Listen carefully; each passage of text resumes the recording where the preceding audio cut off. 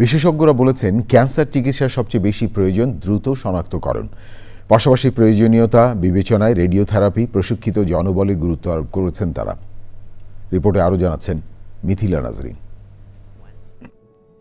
বিশ্বব্যাপী ক্যান্সার আক্রান্তের সংখ্যা প্রতি বছর গড়ে ১৯ মিলিয়ন আর মৃত্যুহার ১০ মিলিয়ন। বিশেষজ্ঞরা বলছেন, দ্রুত শনাক্তকরণ ও সঠিক ব্যবস্থাপনার ফলে উন্নত দেশে মৃত্যুহার কম। গবেষণা বলছে, ঢাকা, চট্টগ্রাম এবং সিলেট বিভাগে তুলনামূলক ক্যান্সার আক্রান্তের সংখ্যা বেশি। তবে সারা দেশেই রোগীর সংখ্যা বিবেচনায় চিকিৎসা ব্যবস্থা ধীর এবং ঘাটতি রয়েছে। বাংলাদেশে আসলে মোট মেশিন আছে হচ্ছে ২৯টা ক্লিনিক্যালি ফাংশনে, মানে মেশিন আছে নষ্ট, মানে এটা যেটা দিয়ে আর ট্রিটমেন্ট করা যাবে না, যাবে এরকম মেশিনের সংখ্যা হচ্ছে ২৯টা, ৩৭টা না।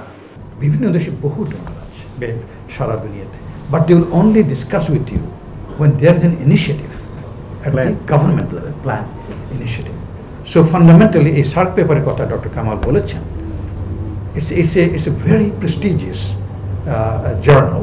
অনকোলজি ক্লাব আয়োজিত ২ দিনব্যাপী বাংলাদেশ ইন্টারন্যাশনাল ক্যান্সার কংগ্রেস সমাপনীতে বক্তারা সরকারের সঠিক পরিকল্পনায় গুরুত্ব আরোপ করেন।